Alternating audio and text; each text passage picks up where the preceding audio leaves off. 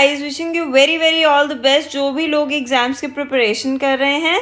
जैसे कि मैंने यहाँ लिखा है, think out of the box, do something different in your life. ऐसा कुछ काम करो लोग भी आपको याद रखें। You can, you will. Let us talk about epistasis, which is a part of non-allelic interaction. Non-allelic का मतलब यहाँ पर ये है कि जब दो अलग अलग जीन्स आपस में इंटरैक्ट करते हैं। हम इसे अभी डायग्राम के थ्रू भी समझेंगे, डिटेल में हमें समझ में आ जाएगा इसका मीनिंग क्या है। Let us move towards one concept that is related to law of dominance. You know very well, law of dominance was given by Mendel, but we are considering here non-Mendelian inheritance. Epistasis is non-Mendelian inheritance. Means we can say dominance, which is Mendel's law, and epistasis, which is non-Mendelian inheritance. They are related at some way or the other. अब यहाँ पर हमें जब epistasis का मतलब समझना है तो मैं आपको पहले सिंपल सी लैंग्वेज में एक बात बताती हूँ। जैसे कि some days before actor Sushant Singh Rajput was found dead। अब यहाँ पर जो उसकी डेथ हुई तो उसके ऊपर सबसे पहला जो एक मतलब एलिगेशन आया कि ही कॉमिटेड सुसाइड। बट अब committed suicide, what was the reason was nepotism. Everyone was saying that the reason was nepotism, although the story was curling again and again, twisting again and again, but the first allegation was nepotism. So the nepotism means the nepotic kids or the star kids, they are dominating in the industry than the outsiders. Means अगर वहाँ पर nepotic kids हैं तो obviously वो mask करते हैं बाहर से आने वाले एक्टर्स को। ऐसे ही अगर हम अपनी क्लासेस की बात करते हैं तो if there are two categories of students, one category is of intelligent students, confident students, and other is of weaker or low confident students. अब जब इन दोनों को हम देखते हैं क्लास में तो जो कॉन्फिडेंट बच्चे होते हैं they take participation in each and every discussion and they kind of create dominating environment in the class so that जो weaker जो बच्चे होते हैं वो थोड़ा सा अपने आप को inferior feel कराते हैं। तो वहाँ पर भी जो intelligent जो confident बच्चे हैं वो अपने जो एक्सप्रेशन है, अपना जो पार्टिसिपेशन है उससे मास्क करते हैं वीकर स्टूडेंट्स को। बस यही मतलब यहाँ पर हमें यूज करना है।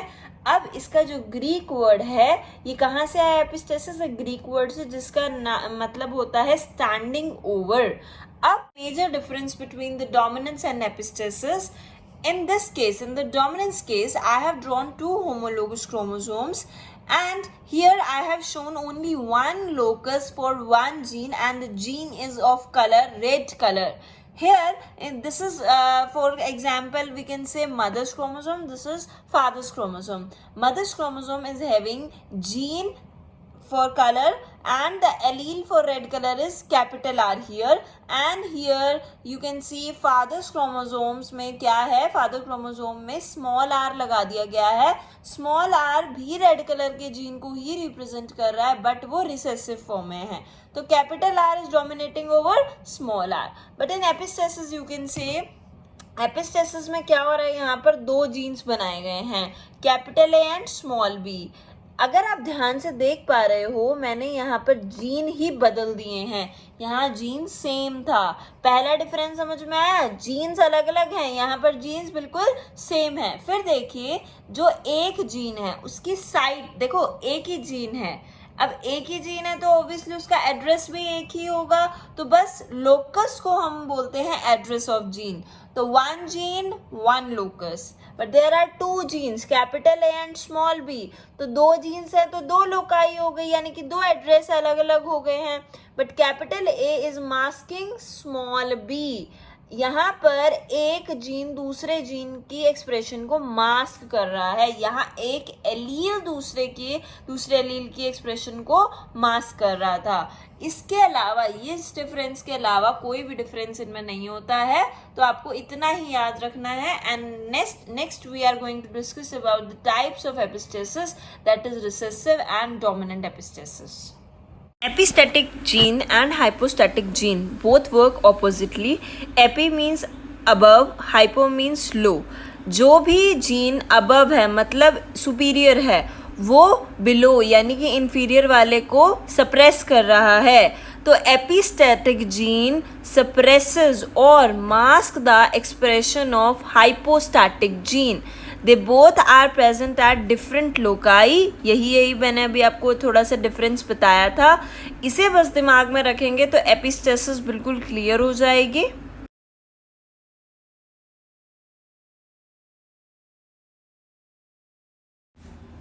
Okay I can understand. Bakery shops का नाम देखकर आपका थोड़ा सा केक्स के बारे में, पेस्ट्रीज के बारे में दिमाग में आ रहा होगा, है ना. सलाइवा का जो अमाउंट है वो भी इंक्रीज हो रहा होगा. But we are here for the discussion of recessive epistasis by one analogy taking big bakery shop and small bakery shop examples.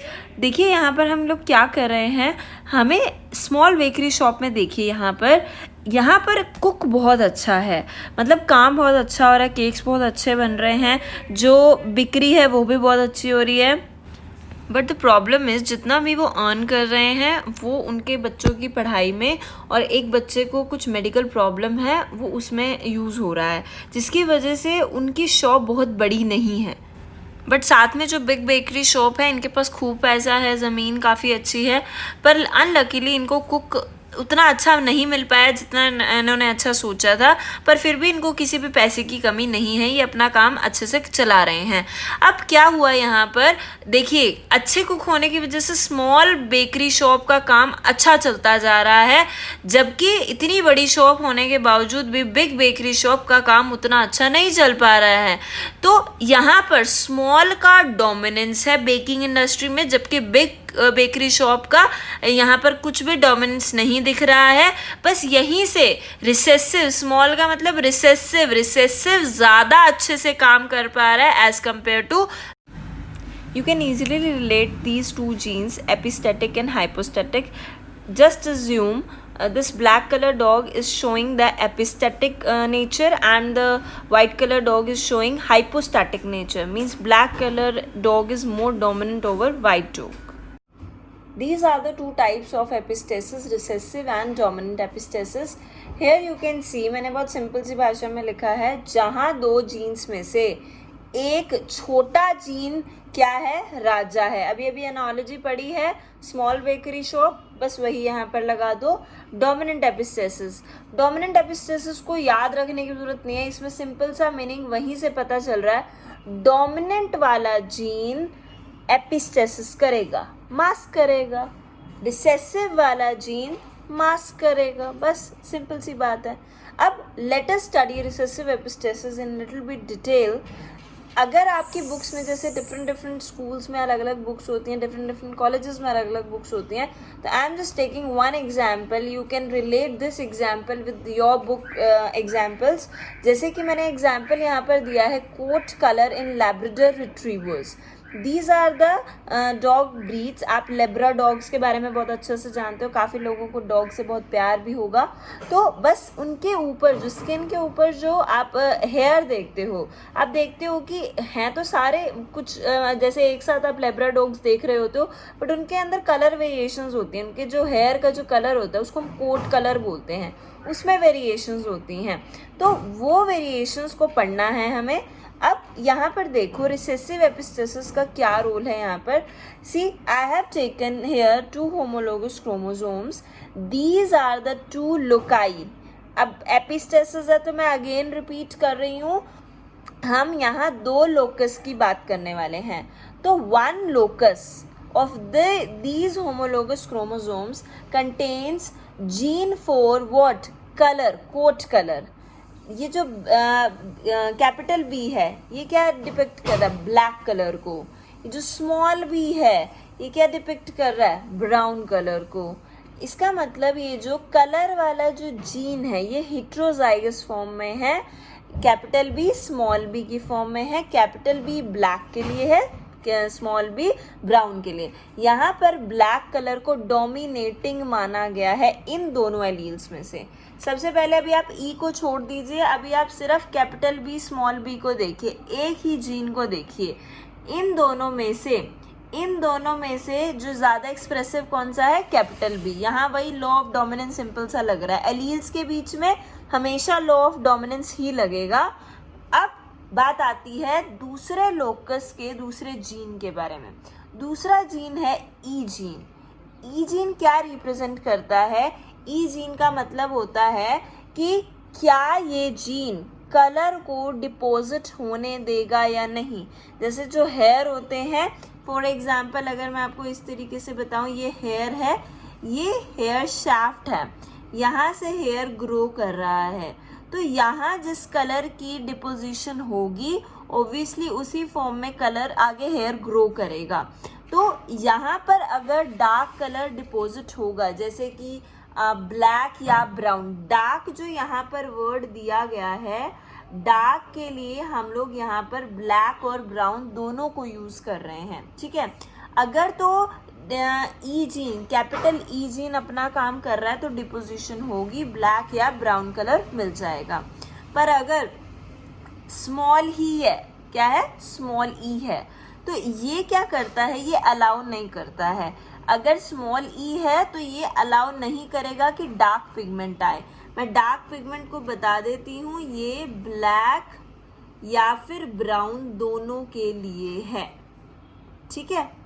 But हम लोग तो यहाँ पर रिसेसिव एपिस्टेसिस पढ़ रहे हैं, तो रिसेसिव एपिस्टेसिस का क्या मतलब है? रिसेसिव हमेशा ही, देखो हमेशा याद रखना, मैं पहले भी बता चुकी हूँ ये बात, जब भी किसी रिसेसिव जीन को एक्सप्रेस करना है तो वो हमेशा होमोजाइगस फॉर्म में होगा। तो देखो जब स्मॉल ई ऐसा कॉम्बिनेशन जब होमोलोगस क्रोमोसोम्स में आएगा तभी जाकर रिसेसिव एपिस्टेसिस हो सकती है। ऐसा नहीं है कि सिर्फ स्मॉल ई हो तो काम चल जाएगा। नो डाउट स्मॉल ई रोकेगा तो सही, बट ये भी तभी काम कर सकता है जब ये होमोजाइगस फॉर्म में प्रेजेंट होगा। तो if it is present in homozygous form then hair colour will be yellow, neither black nor brown, only yellow when small b is present in homozygous recessive form. This is called recessive. अगर इतना समझ में आ गया तो आगे भी easy है यहाँ पर। अब देखो बस इसको देखते जाओ, बी जीन को और ई जीन को। अगर तो डिपोजिशन कराने वाला डोमिनेंट है तो पक्का समझ लो कि कलर आएगा ही आएगा, या तो ब्लैक या ब्राउन। अगर कलर डिपोजिशन कराने वाला जीन ही रिसेसिव है तो कलर नहीं डिपोजिट होगा, चाहे वो डोमिनेंट हो चाहे दूसरा जीन रिसेसिव हो, कुछ भी हो। अब देखो यहाँ पर ये जो होमोजाइगस बी जीन है, होमोजाइगस डोमिनेंट बी जीन है, ये ब्लैक कलर दे सकता था, बट कलर को डिपोजिट कराने वाला ई जीन अपनी अब पावर में आ चुका है, ये अब हीरोगिरी दिखाएगी अपना, और यहाँ पर रिसेसिव नेचर शो करके इसको क्या कर देगा, मास्क कर देगा। किसको, बी जीन को। तो इसका मतलब E is epistatic gene here which is suppressing hypostatic gene that is B, that's why colour is yellow. अब यहाँ देखो ये वाला अगर हम देखें तो स्मॉल बी किसको रिप्रेजेंट कर रहा है, ब्राउन कलर को, और जो कैपिटल ई है वो किसको डिपिक्ट कर रहा है कि भाई कलर आएगा, कलर या तो ब्लैक आना था या ब्राउन आना था। और भाई ई जी ने भी सलामती दे दी है कि ठीक है जी, सहमति दे दी है कि हाँ ठीक है जी चलो कलर आने दो।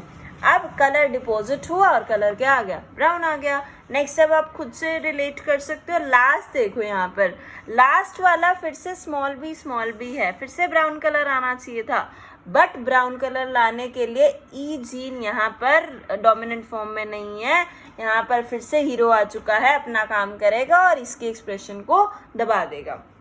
अब यहाँ पर क्या हो रहा है, हम लोग क्रॉस पढ़ने वाले हैं, cross between two parents, that is one dog is having coat color of yellow color, another parent is having coat color that is of brown color. So when they cross together, when they reproduce together, on attaining reproductive maturity, gametes formation will occur. Gametes formation, see here, imagine this is the female parent, this is the male parent. Now this female parent will produce two types of gametes, capital B, small e. यहाँ पर भी दो type के gamete हैं, small b, capital E. अब यहाँ पर ये जो कैपिटल B स्मॉल e है, ये गैमीट्स फीमेल के मेल के साथ फ्यूज करेंगे, जब वो फ्यूज करेंगे तो F1 जनरेशन मिल जाएगी. Now see here the interesting thing is the colour of female parent was yellow, the colour of male parent was brown, but if you can see the F1 generation is different, the color is black.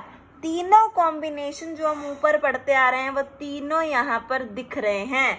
दो parental में दिख गए, एक F1 generation में दिख गया है. तो अब जब F1 जनरेशन हमें मिल गई है तो अब हमें F2 जनरेशन को सॉल्व करना है. F2 जनरेशन फाइंड आउट करने के लिए we need to self cross F1 generation. So consider this parent as female and self cross this parent with the another parent and consider that parent as a male parent. Now these two parents on attaining reproductive maturity will produce gametes. Now these are the types of gametes. If you can recall the dihybrid cross में gametes की formation हम कैसे बताते थे कि भाई ये जो कैपिटल B है ये किसके साथ आ सकता है, या तो कैपिटल E के साथ या फिर स्मॉल e के साथ. ये जो स्मॉल b है वो भी कैपिटल E या फिर स्मॉल e. जब इस तरीके से प्रोबेबिलिटी से कॉम्बिनेशंस बन जाएंगे तो गैमीट्स हमें फाइंड आउट कर लेंगे. अब जब हमें गैमीट्स मिल गए हैं तो अब इनकी फ्यूजन होगी. फ्यूजन से क्या मिलेगी, F2 generation. Now we will solve that. Now we have got the ratio of F2 generation. How? By Punnett square method. See, in this Punnett square you can calculate the black colored progeny, यानी कि black colored dog progenies. जो coat colour है वो black colour के कितने हैं यहाँ पर, 9 मिलेंगे आपको. 4, 5, 6, 7, 8, 9 यहाँ पर हैं. अब अगर आप देखें तो उसके बाद जो डार्क पिगमेंट में ब्लैक के बाद थी ब्राउन, तो ब्राउन का जो रेशियो आएगा वो कितना आएगा, 3. अब उसके बाद क्या देखेंगे हम यहाँ पर, लाइट कलर यानी कि येलो कलर का अगर हम देखें तो येलो कलर कितना है, 4. आपको ऐसे नहीं सोचना है कि 9:4:3 लिख दो, नहीं, वो गलत हो जाएगा. क्यों? क्योंकि हमें यहाँ पर एग्जैक्टली क्या देखकर चलना है, डार्क पिगमेंट को आप प्रेफरेंस दो. फिर हमें किसके बारे में पढ़ना है, यहाँ पर येलो पिगमेंट के बारे में पढ़ना है. जिस हिसाब से हमने सीक्वेंस पढ़ी है हम उसी हिसाब से रेशो लिखते हैं. आप इस रेशो को चेंज नहीं कर सकते. कई स्टूडेंट्स हैं यही गलती करते हैं, उन्हें लगता है कि जो नंबर ज़्यादा है वो पहले लिख दो. नहीं, वो सीक्वेंशियली लिखना पड़ेगा यहाँ पर. Now you need to compare this phenotypic ratio that is 9:3:4 with the Mendelian dihybrid cross. Mendelian dihybrid cross phenotypic ratio was 9:3:3:1.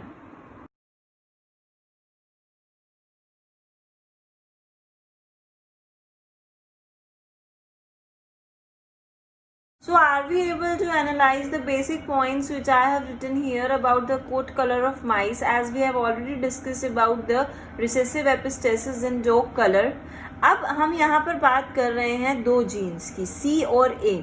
जैसे कि हमने वहाँ पर रिसेसिव एपिस्टेसिस में B और E जीन की बात की थी, यहाँ C और A जीन की बात कर रहे हैं. मैं पूरा यहाँ डिटेल नहीं बता रही हूँ, जस्ट बेसिक पॉइंट्स बता रही हूँ. देखो यहाँ पर C एक ऐसा जीन है और एक अलग जीन है. मैं इनको यहाँ नाम से बुलाती हूँ, ठीक है. C is for Chetna, A is for Aamna.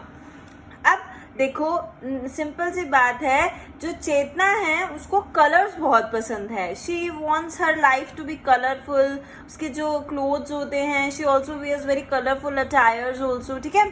अब ए आमना यहाँ पर क्या है, आमना को बहुत लाइट चीज़ें पसंद है, लाइक वाइट कलर पसंद है, उसको हल्की हल्की शेड्स पसंद हैं. तो बस उसी से अब आपको यहाँ पर याद करके, Chetna and Aamna used to be the hostel mates. अब उनको एक रूम शेयर करना था, तो उस रूम में उनको कुछ ऐसे कलर यूज करने थे जो दोनों की प्रेफरेंस के अकॉर्डिंग हो. तो चेतना को जैसे मैंने बताया कलरफुल और आमना को कुछ वाइट शेड्स ज़्यादा पसंद थी, तो उन्होंने कुछ एडजस्टमेंट किया. एडजस्टमेंट में उन्होंने अगाउटी कलर्स यूज करने शुरू कर दिए, लाइक इंटरमीडिएट से कलर यूज करने शुरू कर दिए. तो यहाँ पर जब कैपिटल C जीन और capital A gene when they are present together, at least 2 dominant alleles should be there. At least 2 dominant alleles should be there. तब कलर क्या मिलेगा, अगाउटी. बच्चे एटलीस्ट का मतलब होता है 2 एलील्स तो होने ही चाहिए. कौन से, डोमिनेटिंग. बट 2 से ज्यादा होंगे तो भी अगाउटी ही मिलेगा. हाँ, एक हुआ तो नहीं मिलेगा, 2 या 2 से ज्यादा हुए तो अगाउटी मिल जाएगा। अब ऐसे ही मान लो आमना एक दिन क्या हुआ, अपने घर गई हुई थी एंड चेतना सिर्फ हॉस्टल में थी, तो उसको लगा कि चलो अब मैं कुछ बेडशीट अपनी प्रेफरेंस की मतलब यूज कर लेती हूँ। तो अब उसको कलर कुछ कलरफुल उसको चीजें इतनी पसंद थी, तो उसने कलर्ड बेडशीट बिछा ली वहां पर। अब यहाँ पर जब सीजीन अकेला है, सीजीन जब अकेला है तो ऑब्वियसली किसके लिए डिपिक्ट करेगा, कलर के लिए। कलर यहाँ पर जैसे सिनेमन बता दिया है, अगर एक कैपिटल सी है तो भी कलर आएगा, अगर 2 कैपिटल सी है तो और भी अच्छी बात है, कलरफुल होगा ही होगा। अब क्या हुआ, एक दिन चेतना घर चली गई, आमना यहाँ पर थी रूम में, तो आमना ने अपनी प्रेफरेंस को यूज किया, उसकी प्रेफरेंस थी एल्बिनिक कलर्स, तो एल्बिनो मतलब उसने व्हाइट शेड यूज की। तो अब या तो कैपिटल ए हो सिंगल एलील, या फिर कैपिटल ए होमोजाइगस फॉर्म में हो, तब भी क्या होगा यहाँ पर, तब भी कौन सा कलर आएगा, अल्बिनो आ जाएगा। There was time in hostel when both of Chetna and Aamna got injury। अब जब दोनों को इंजरी हुई तो दोनों बेड पर आ गए, उनको ज्यादा काम नहीं हो रहा था, एंथुजियास्टिक नहीं फील कर रही थी, एनर्जी कम, इम्यूनिटी कम, मतलब थोड़ी रिसेसिव फॉर्म में। जितना वो एंथुजियास्टिकली पहले काम करती थी, अब वो उनका थोड़ा रिसेसिव नेचर आ गया था। तो देखो जब दोनों ही रिसेसिव हो गई हैं तब भी क्या कलर मिल रहा है, एल्बिनो, क्योंकि चेतना अपने कलर प्रेफरेंसेस को यहाँ भूल गई है अंजी, और जो आमना है उसका तो वैसे ही कलर एल्बिनो फेवरेट है, तो बस दोनों को याद रख लो, एल्बिनो आ जाएगा। पर यहाँ पर एक केस ध्यान रखना, वो केस है ये वाला। ये केस मैं आपको ऑलरेडी बता चुकी हूं कि जब स्मॉल सी भी होमोजाइगस रिसेसिव में होगा तब भी कौन सा कलर मिलता है, अल्बिनो। आप इसको यहाँ से याद नहीं करना है, कोई दिक्कत नहीं है, आप यहाँ से इसका कंसेप्ट जो मैंने आपको अभी बताया वैसे ही याद रखो। बस अपना जो मेन मोटिव है वो आपको याद रखना है, जब दोनों होमोजाइगस रिसेसिव हों तब भी क्या होगा, अल्बिनो हो जाएगा। ठीक है। Okay, so I'm pretty much sure that you are really getting what is dominant epistasis by watching this picture. Let me give you one example. There were two friends, or you can see the picture, named Camilla, who is having tall height, and Selena, who is having short height. They both wanted to take part in modeling competition, but you know very well that tall height people are more preferable in these kind of competitions. So Camilla was selected, but Selena was not selected. अब इससे क्या पता चल रहा है कि dominant height क्या हुई, सिलेक्ट हुई, मतलब कि वहां पर उसका ही डोमिनेंस था। दैट्स वाई इसी को ही हम डोमिनेंट एपिस्टेसिस समझेंगे।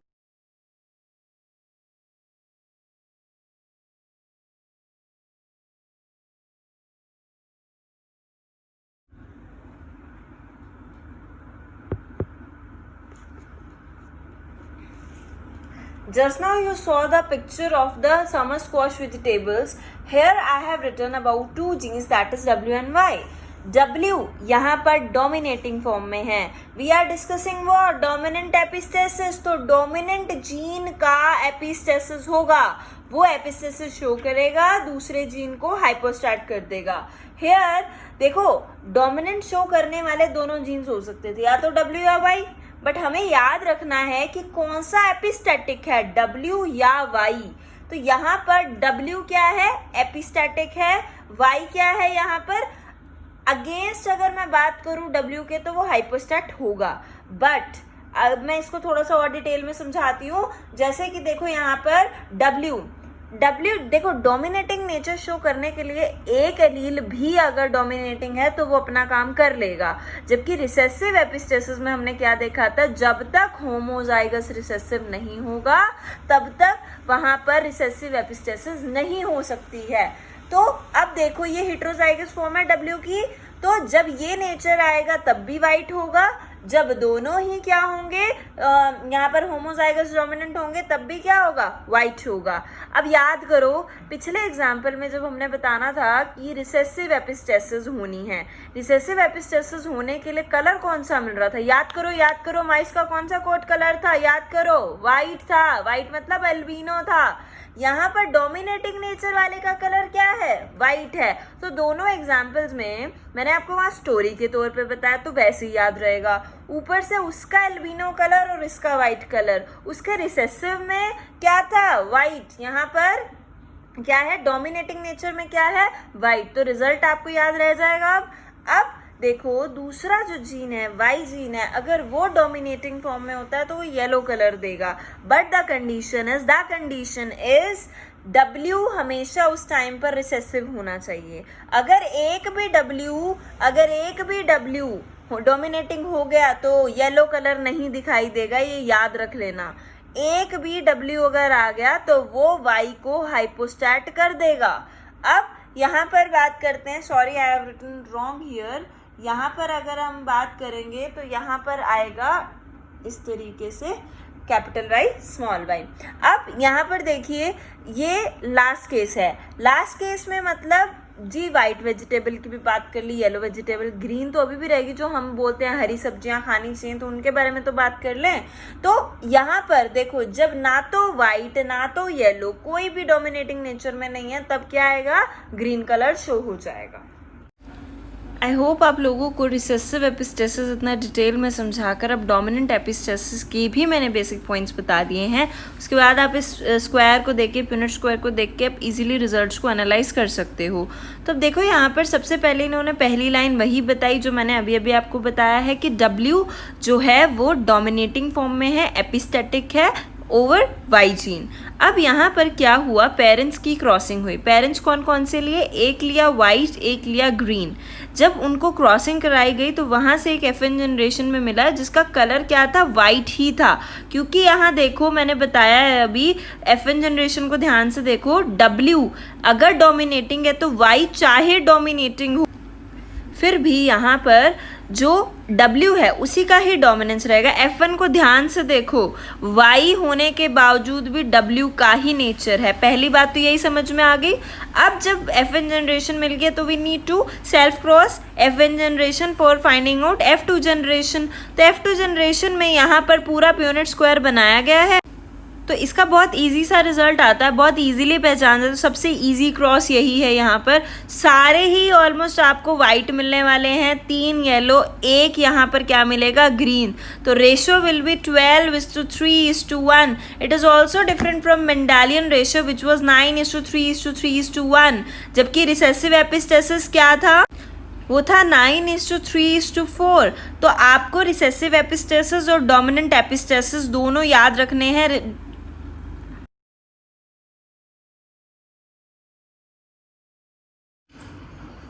बहुत हो गया ये मेंडल की स्टोरीज, बहुत हो गए मेंडल ने जितने भी पाइसम सटाइवम के बारे में जो कैरेक्टर्स दिए। अब हम बात करते हैं कुछ ऐसे कैरेक्टर्स के बारे में जो कि हमसे, ह्यूमन से ही रिलेटेड है, होमियो सेपियन से रिलेटेड हैं। तो यहाँ पर हम लोग बात करने जा रहे हैं एक very new concept, unique concept, that is polygenic inheritance. Polygenic, poly means many, genic means genes. अब यहाँ पर ना तो एक जीन ना तो 2 जीन, यहाँ बात हो रही है मैनी जीन्स की। आपने क्या पढ़ा अभी, मोनोहाइब्रिड क्रॉस, आपने डाईहाइब्रिड क्रॉस भी पढ़ लिया, बट क्या आपने 3 जीन्स के बारे में पढ़ा, नहीं पढ़ा। तो अब हम बात करेंगे एग्जैक्टली 3 to 4 जीन्स के बारे में जो कि पॉली जीन्स कहलाए जाते हैं। The traits which are coded by polygenes, they are known as polygenic traits. क्या बोलते हैं उन्हें, polygenic traits। मीन्स अगर बहुत सारे जीन्स इन्वॉल्व हैं, मैनी जीन्स आर इन्वॉल्व, और उनके थ्रू अगर कोई इनहेरिटेंस हो रही है, मीन्स कुछ ट्रांसमिशन ऑफ कैरेक्टर्स हो रहा है, तो उसे हम बोलते हैं पॉलीजेनिक इनहेरिटेंस। अब यहाँ पर आपको जो मेन पॉइंट याद रखना है वो है इसके एग्जाम्पल्स। एग्जाम्पल्स में सबसे इम्पोर्टेंट जो एग्जाम्पल आपको याद रखना है वो 2 हैं। First is skin colour in man, second is kernel coat in wheat. मतलब कि जो वीट का जो कलर आपको दिखाई देता है, कोट का कलर जो होता है, वो आपको अच्छे से पता होना चाहिए कि ये 2 एग्जाम्पल्स हैं। The concept of polygenic inheritance regarding skin color in man was given by Davenport, and the concept of kernel coat in wheat was given by Nelson L. and East. These are the 2 different biologists जिन्होंने इनके ऊपर काम किया था। And यहाँ पर हम बात कर रहे हैं लास्ट पॉइंट जो यहाँ का मैं डिस्कस करने वाली हूँ, वो है क्यूमुलेटिव इफेक्ट। इसको आप थोड़ा सा बाद में आराम से समझ पाओगे। अभी मैं आपको एक सिंपल सी लैंग्वेज में बता देती हूँ कि मान लो यहाँ 3 जीन्स हैं ABC, ठीक है। तो जो एक्सप्रेशन दिखाई देगी वो ये तीनों कैसे काम कर रहे हैं उस पर डिपेंड करती है। मतलब कि अगर एक्सप्रेशन होगी, अगर यहाँ पर कुछ ना कुछ ट्रेट नजर आएगा, मान लो स्किन का कलर ही है, तो ये A gene, B gene, C gene कैसे प्रेजेंट है, क्या वो होमोजाइगस में है, क्या वो हेट्रोजाइगस हैं, यहाँ से ही पता चल पाएगा। इसीलिए हम इसको क्यूमुलेटिव और टोटल इफेक्ट बोलते हैं, तीनों को मिलाकर जो इफेक्ट होगा। पोली जीन्स के बारे में जब बात कर रहे हैं तो स्किन कलर की बात ना हो ये तो हो नहीं सकता, बिकॉज पोली जीन्स का best example skin colour in man है। अब यहाँ पर देखिए डेवेनपोर्ट ने क्या बताया था, he told that there can be involvement of 3 pair of genes or 2 pairs of genes in what, in melanin production. Melanin is what? Melanin is a pigment which produces color of the skin. अब आपने ये बातें काफ़ी बार सुनी होंगी कि जैसे जिनका कलर डार्क होता है उनके अंदर मेलानिन ज़्यादा होता है, जिनका कलर लाइट होता है उनका मेलानिन कम होता है। तो आज हम उसको समझते हैं कि मेलानिन कैसे रिलेट कर रहा है। देखिए मैंने यहाँ पर एक क्रोमोसोम बनाया है। Here 3 genes are written, A, B and C. ये 3 अलग अलग लोकस पे हैं। तो जैसे मैंने आपको पहले भी बताया है एपिस्टेसिस के केस में, वहाँ पर भी 2 लोकाई इन्वॉल्व थी, यहाँ 3 लोकाई इन्वॉल्व है। तो जब 3 लोकाई इन्वॉल्व हुए तो 3 जीन्स का इन्वॉल्वमेंट है, A, B, C। अब यहाँ पर हमें क्या करना है, मैं आपको अभी एक टेबल दिखाऊंगी, उसमें आपको पता चलेगा कि हम लोग किस तरीके से डोमिनेंट जीन्स को काउंट करते हैं और number of pairs of dominant genes is directly proportional to the amount of melanin produce.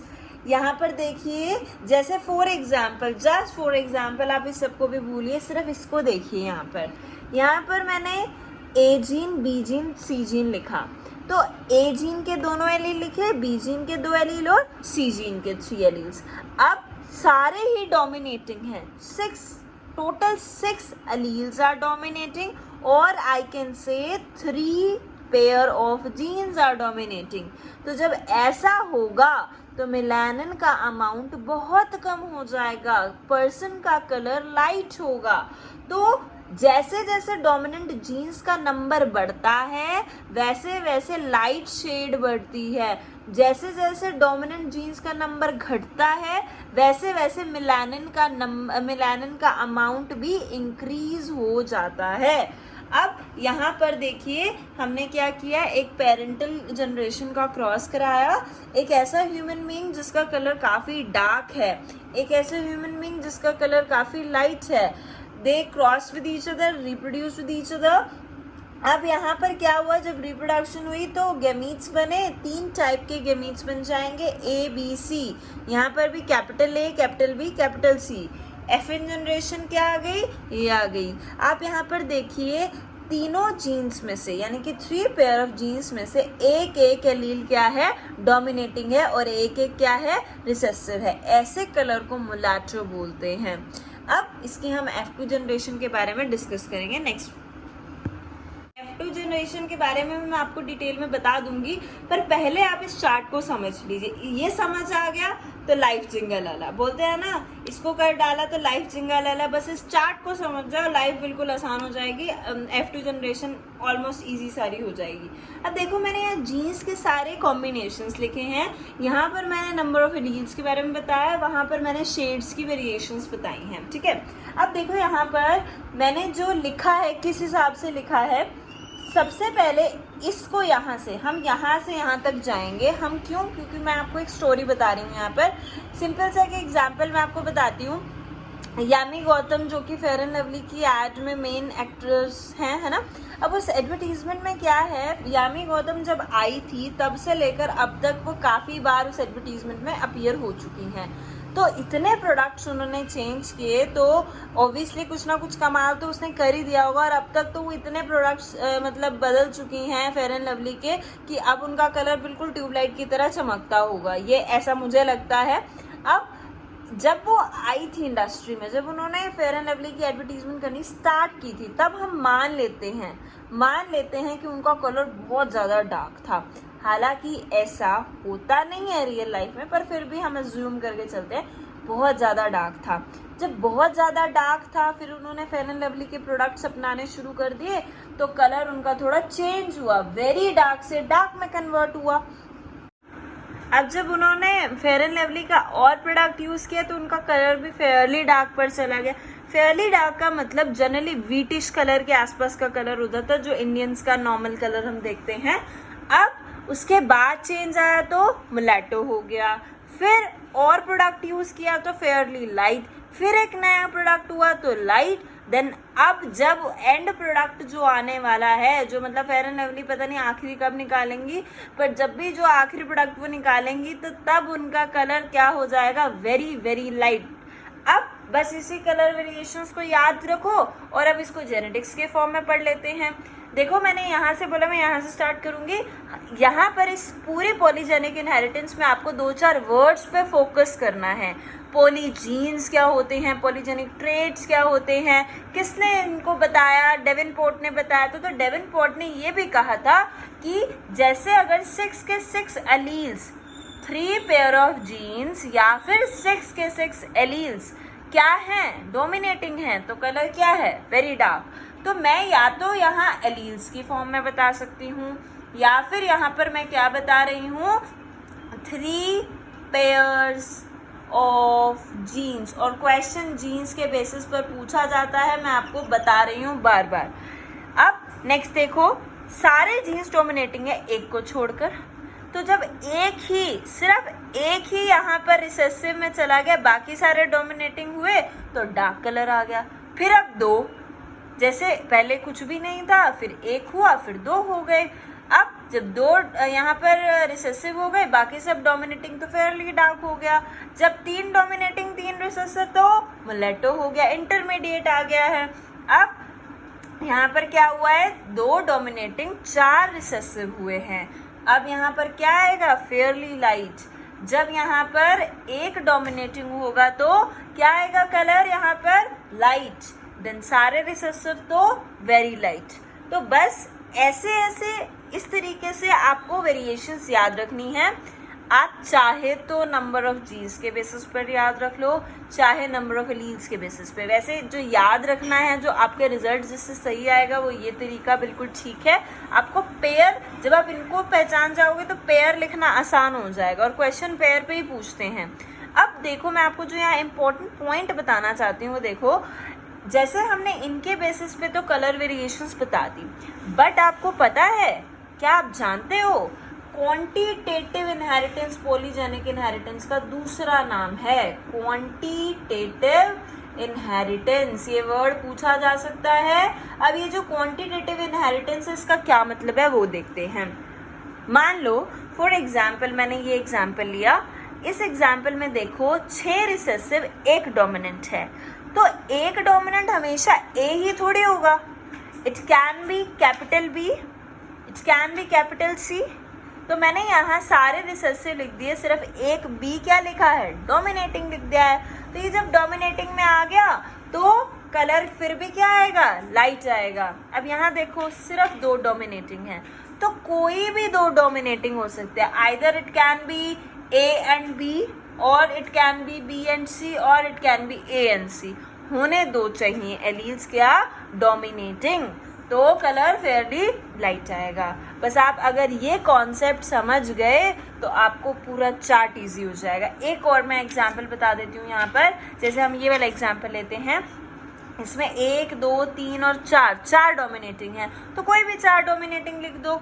यहाँ पर मान लो मैंने इस तरीके से लिख दिया, ये वाला केस, ये हो गए 4 डोमिनेटिंग। तब भी क्या है यहाँ पर रिजल्ट तो सेम रहेगा। बस इसको याद रखो, F2 जनरेशन। समझ में आ गया होगा वो पूरा चार्ट। तो अगर वो समझ में आ गया ना तो इसको देखो, अब आपके लिए गेम बन जाएगा।